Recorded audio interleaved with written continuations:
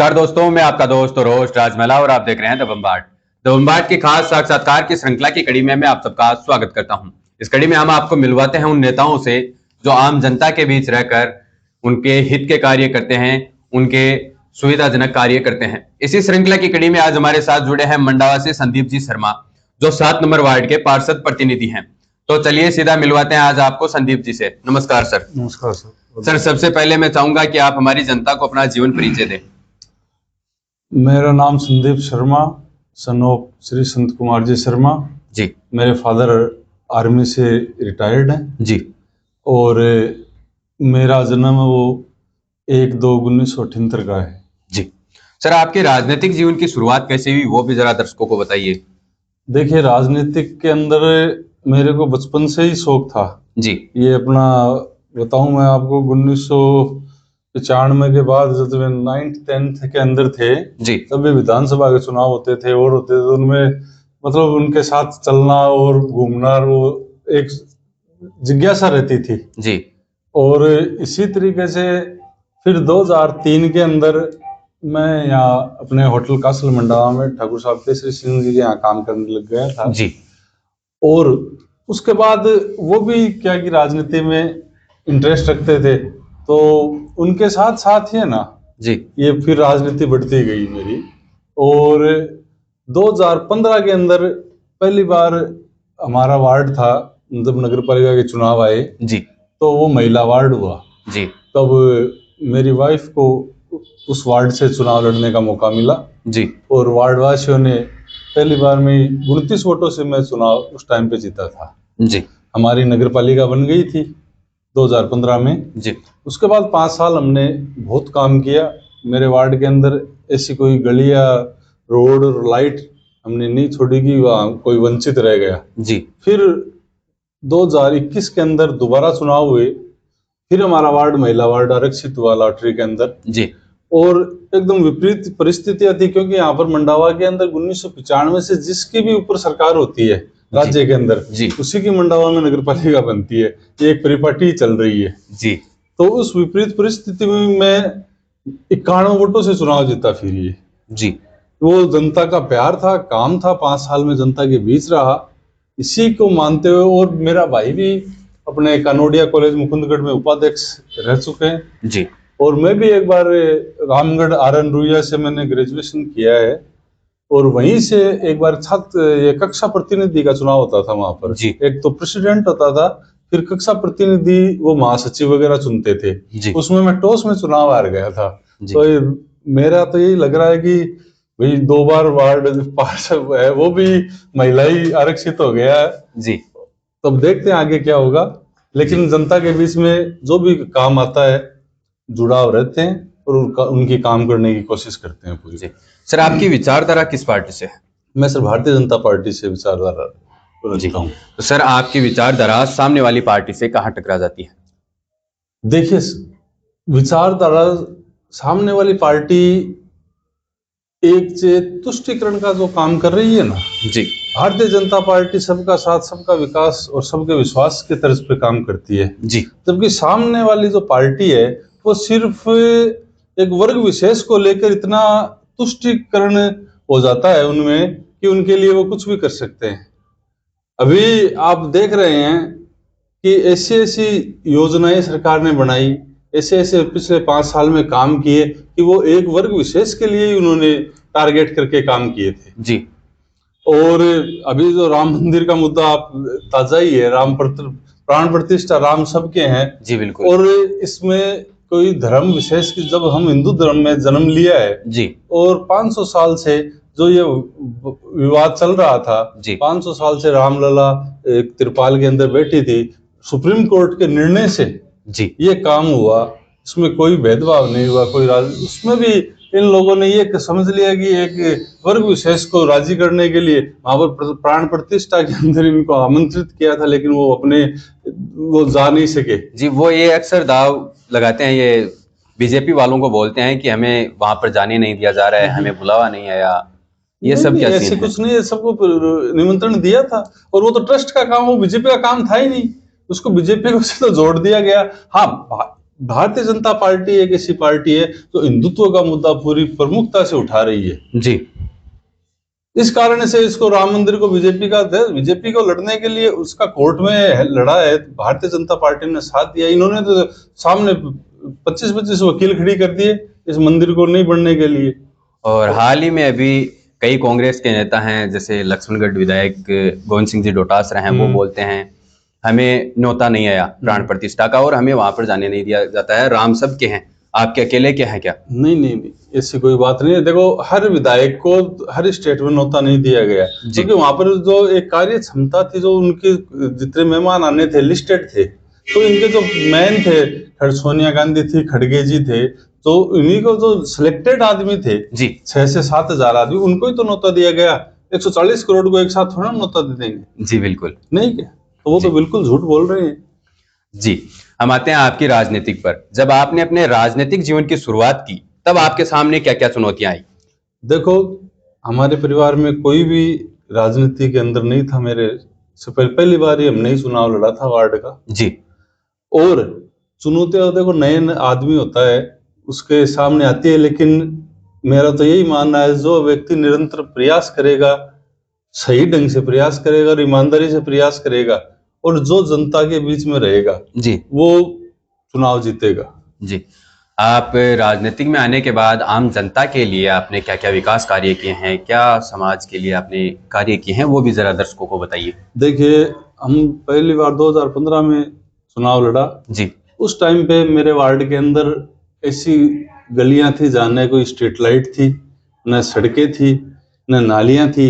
मैंने 5 साल के अंदर पूरे वार्ड के अंदर कोई 1 या 2 कोई कारण रह गया, वो सीवरेज के कारण 1 या 2 गली रह गई थी सड़क से, अदरवाइज पूरे वार्ड के अंदर रोड, नाली और लाइट, जी पूरी वार्ड को मुक्त कर दिया था कि एक भी बिना लाइट के, बिना सड़क के और बगैर नाली के कोई भी मोहल्ला या गली नहीं रहे। जी, ये जो अब आपका पार्षद का जो बचा हुआ समय है, इसमें आप अपने वार्ड में और क्या क्या कार्य करने वाले हैं? देखो, मेरे वार्ड में 1 या 2 गलियां हैं जिनके अंदर रोड नहीं है। जी 2.5 साल कांग्रेस का शासन था, उन्होंने भी इसमें इतना ध्यान नहीं दिया। लेकिन अब मेरी ईओ साहब से वो सबसे बात हो गई है जी। अब जो बची हुई 1 या 2 गली है उनमें रोड और नाली है कंप्लीट करवा दूंगा। और रही बात अब यहाँ की, ये पोजीशन हो रही है कि 2021 में कांग्रेस की नगर पालिका बन गई जी। हमारे टाइम पे हमने एलईडी लाइटें लगाई थी चारों तरफ जी। अब वो एलईडी लाइटों की मरम्मत भी नहीं हो रही है।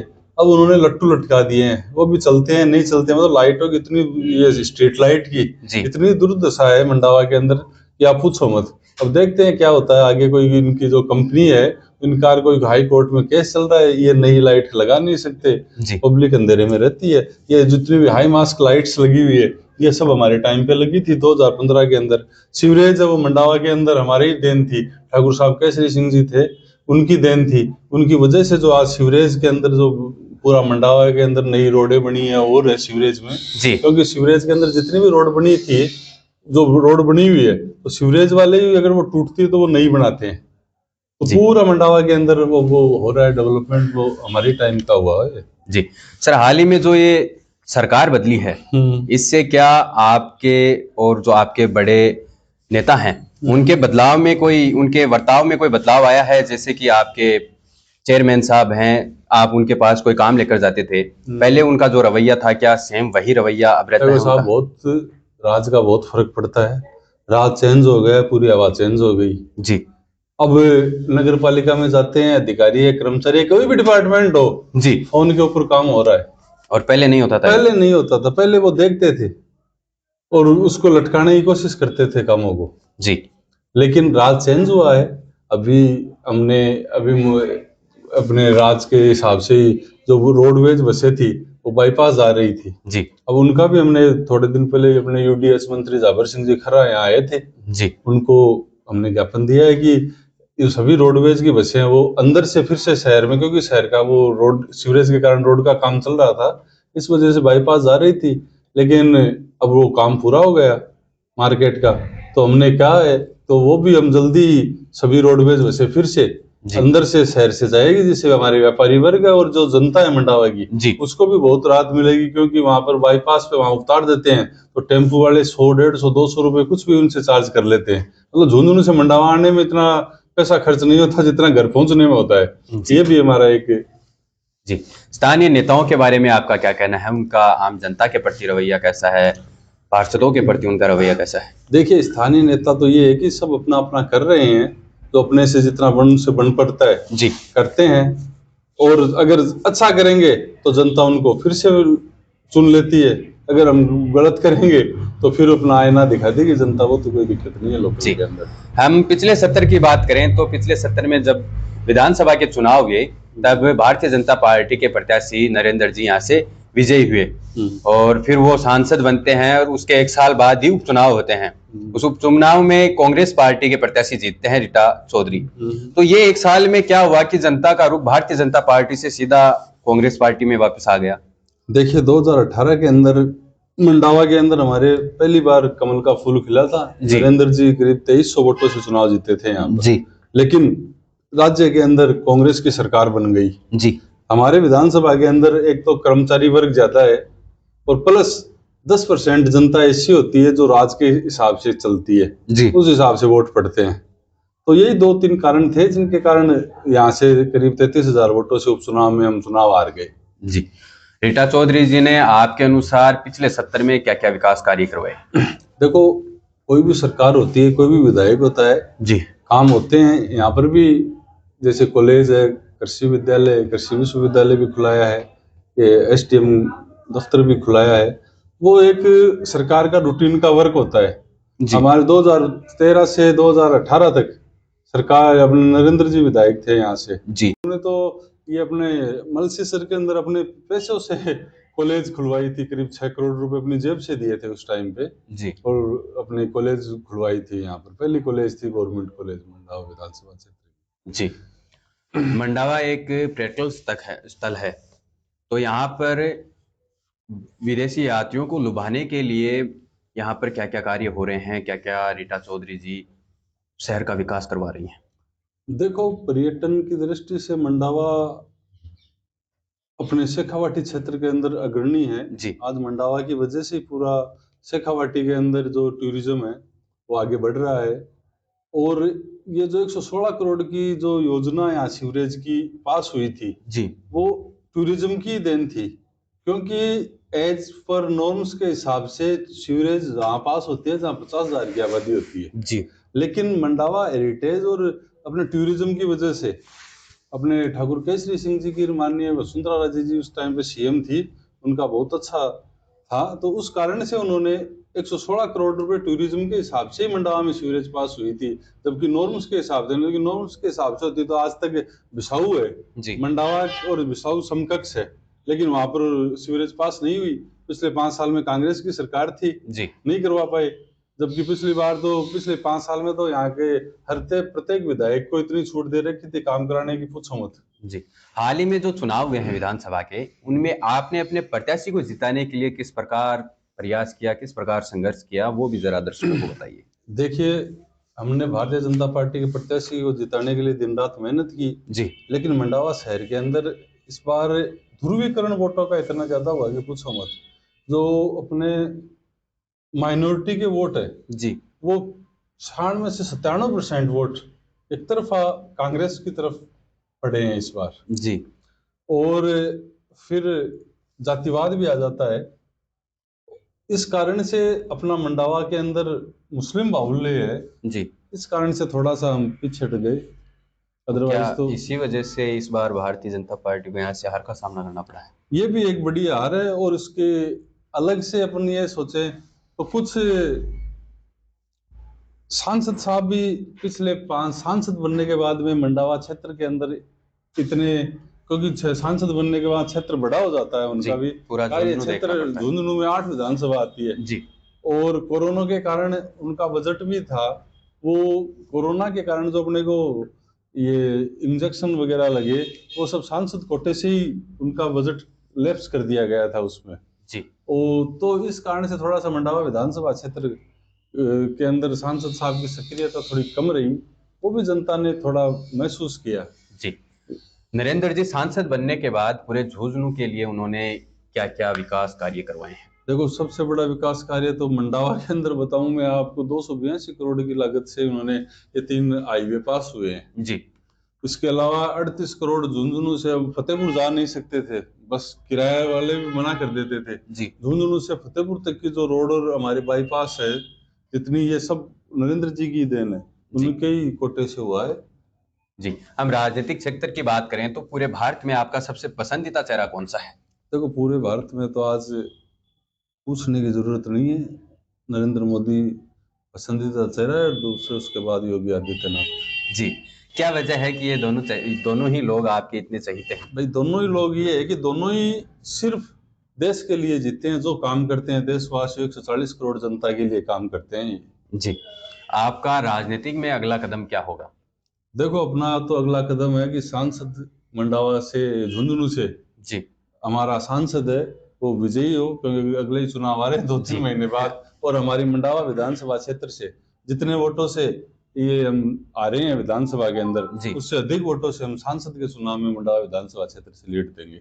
जी, आने वाले चुनाव में आप अपनी पार्टी को जिताने के लिए आपकी क्या रणनीति है? किस प्रकार आप अपनी भागीदारी निभाने वाले हैं? देखो, अगले जो लोकसभा का चुनाव आ रहा है उसमें हम डोर टू डोर कैंपेन करेंगे, और जो मोदी जी की जो केंद्र सरकार की योजनाएं हैं जी, उनको घर घर तक पहुंचाने का काम करेंगे। विकसित भारत की तरफ से अपना एक कैंप भी लग रहे हैं हर जगह, उसके अंदर जैसे आयुष्मान कार्ड है, जो आयुष्मान कार्ड में 5 लाख रुपए तक का इलाज किसी भी व्यक्ति का हो सकता है, वो ऑल इंडिया के अंदर है। लेकिन 5 साल में यहाँ पर कांग्रेस की गवर्नमेंट होने के कारण वो नहीं इम्प्लीमेंट है उसका।